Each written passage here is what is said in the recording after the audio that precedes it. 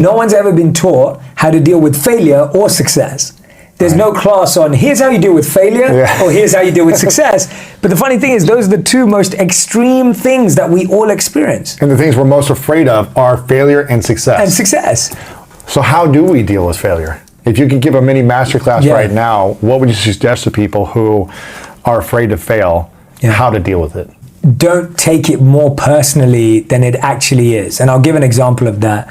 When I was applying to 40 companies that all rejected me before an interview, all I was getting was an automated response saying your application will not go any further. I can't take that personally because they didn't meet me in person. They didn't have a interaction with me. They just saw my name. They saw I'd been a monk for 3 years. That resume is useless. I mean, what's your transferable skills? Like sitting in silence and stillness. Surprise, surprise, no one wants to hire a monk. And so they rejected you, but that's not personal because they didn't meet me in person. But what if they had met you in person? Right, so that's the first step. The first step is don't take all failure. I'll give you an example. Me and you, we reach out to countless guests to be on our podcast. Who say no all the time. Who say no all the time. But if I don't hear a no from the guest directly, that's not a no.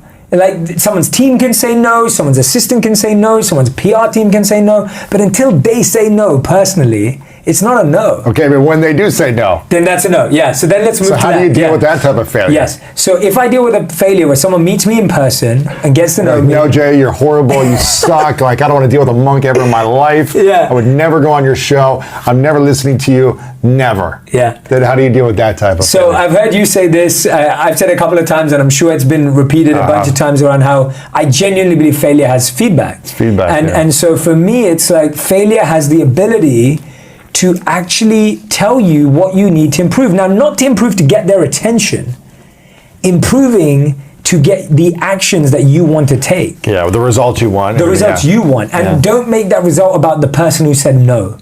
Don't use failure as a way to prove someone else wrong. Because what happens when we prove others wrong? When you prove others wrong, you end up trying to get validation and approval for them. And now if they're not impressed when you're right, you lose again. So you end up losing twice. And you spend all this time and energy, years maybe, to prove someone wrong. I've been there many times. And then you're like, I felt good for a moment. And then I feel empty again. Totally. And so that's the thing about failure in the second half is you have to see failure as an improvement. If I'm completely honest, everyone who rejected me in my life up until now has made me more hungry, taught me so much more about myself, and made me up my game. And I think if failure doesn't make you up your game, it's the same as losing in a sport. Right? When you fail and you've lost games and you've won games, you know, on the big stages. You didn't have the skills, you didn't have the teamwork, you guys weren't hungry enough, you weren't communicating enough. There's something you were missing. So you go review the game film, you check the stats, you see what could I have done better, and you try to improve that for the next game. And I think a lot of people can do that in life, but we're so afraid to like go on the next game of life. Like I got rejected once and it hurts so bad. How do people learn to overcome that pain of rejection? To keep going. You know, in sports, luckily there's a season, which is like you might have 30 basketball games. After you lose the first 2, you don't say, I'm just going to give up the rest of the season. You keep playing. But in life, a lot of people stop playing. Why? I think that's great mental training too. I think sports is great mental training because you have to show up to the next game even if you lost and you don't feel bad. That you don't feel good, And one of the things, before I dive into that question, one of the things that you reminded me of was the Last Dance documentary. So there's that season that Michael Jordan, everyone is in agreement that he is one of the best players to be playing. And they keep losing. And they didn't make the finals. They didn't make the finals. They lost. And then they realized they need to get the team. And they need to find, I think they bring in Dennis Rodman, and then they start bringing in all these other players that strengthen. Whereas if they would have just said, we got the best player in the world, we just keep doing this, I'm not sure they would have got there, right? But the coach, Phil Jackson, and the team, they had to adapt. And so you're saying, why do we feel that pain in rejection and how do we deal with that? I think we feel that pain because we look at a failure, right? We look at it as a complete definition of us, right? We're looking at it as there's that famous statement of like, you know, failure is an event, not a person.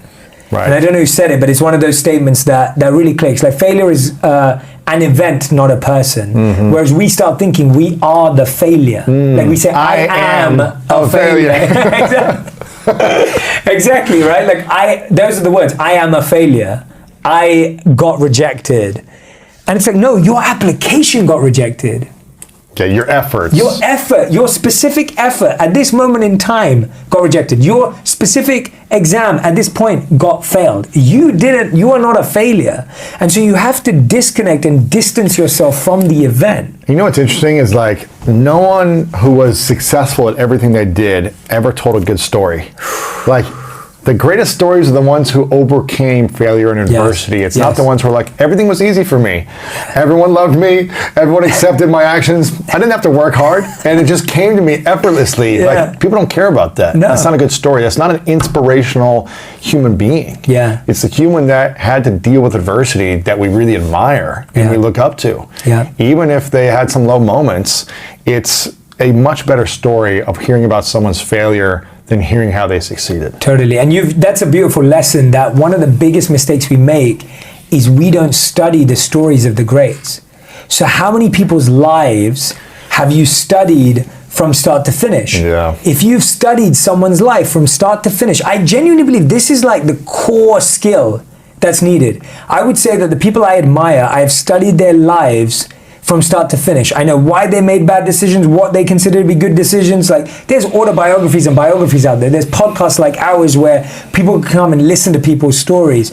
If you've not studied someone's story, then you can't follow that path, because every time you hit a rejection, so every time I get rejected, I think of Steve Jobs getting kicked out of his own company. Crazy, isn't it? Every time I fail, I think about Michael Jordan losing a game. Every time I get tired of training, I think about Cristiano Ronaldo putting in that extra rep.